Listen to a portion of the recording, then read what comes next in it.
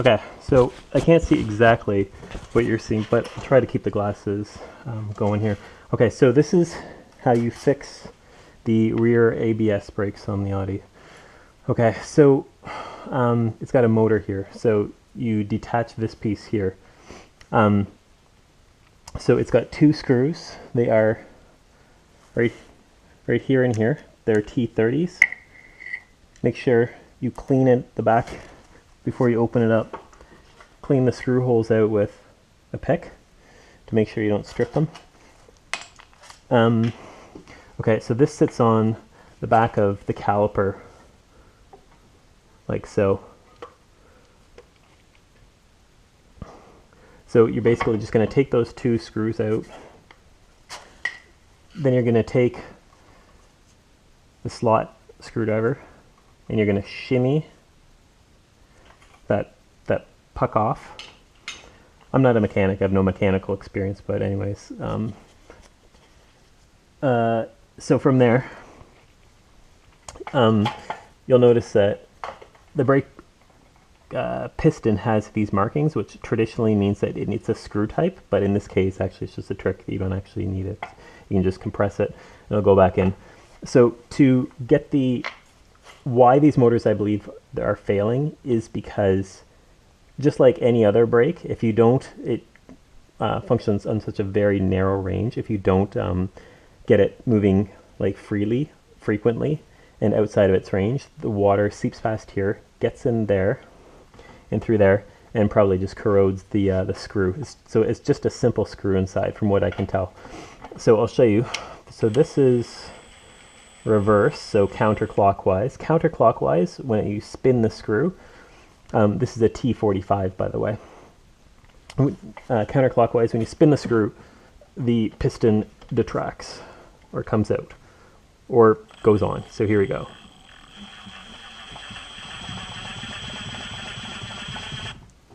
Stop there, reverse, clockwise.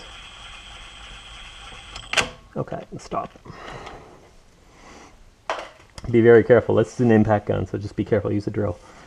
And then to push the screw back in, or to push the piston back in, I just take not put it on top so I'm not stripping that screw.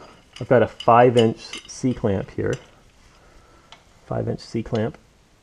Put it on top so you're not pressing the screw. And then just press it back in. So there we go.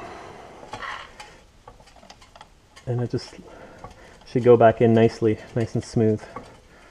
Mine was a little crusty on both sides. One side was failing and I was getting an alarm. And I was kind of afraid to even tackle it because I thought it was going to be complicated. It's super friggin' easy. So just do this a bunch of times. Counterclockwise, comes out.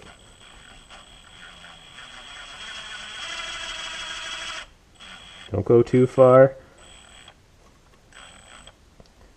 Don't go any farther than stretching that. See that rubber? Okay. You don't want to stretch that piston too far or it'll pop out. In case you really don't know what you're doing. I'm kind of in the middle here, I guess. So we're going to retract this. This is a 5-inch C-clamp. And I'm going to span that screw on top. And I'm going to screw this back in.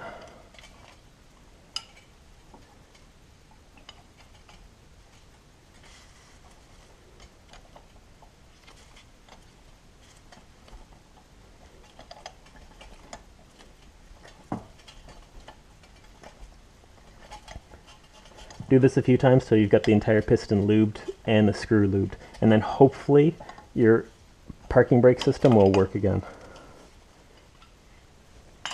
I've heard of some people, I think, are probably spraying some lube in there.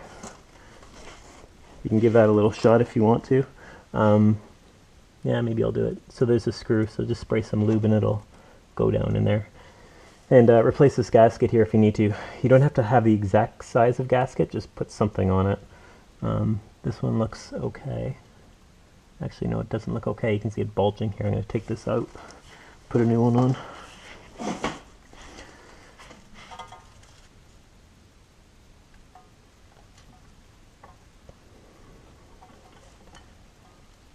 see some corrosion under here. So that's what's totally effing your system up.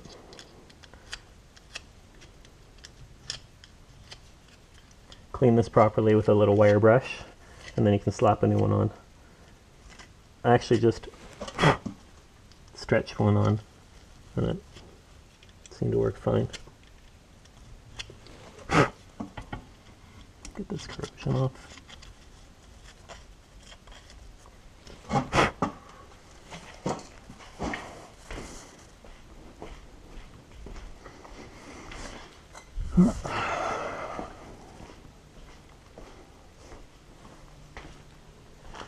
I got this little kit online. You can see it, O-ring kit. It's an Audi O-ring kit. Anyway, it's just generic friggin' O-rings. And I picked the big one. There's a couple of big ones in here. I threw that on the other one. Worked really well. I guess that's probably about, I would say, 1.5 inches. It's a big, you can see it's a big,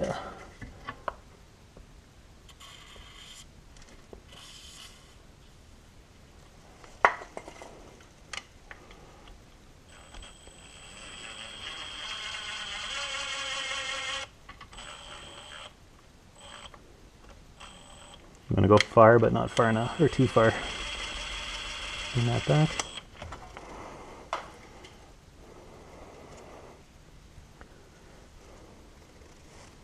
Anyways, I think you get the idea, and hopefully you won't be intimidated by it.